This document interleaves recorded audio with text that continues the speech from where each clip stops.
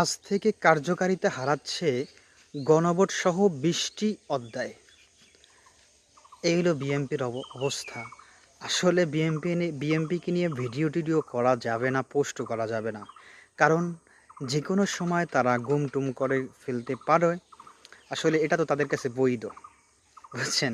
তারা কইছে সরকারের কার্যকারিতার জন্য গুম করলে সেটা সরকার করতে পারবে, এটা বৈধ। যেন আওয়ামী লীগের আমলে এটা বৈধই ছিল, কিন্তু আওয়ামী লীগের আমরা শুধু অপরাধী করছি। যাই হোক, আবার আওয়ামী লীগের যে নীতি ছিল, আইন ছিল, সংবিধান ছিল, এটাও ঠিকই ছিল।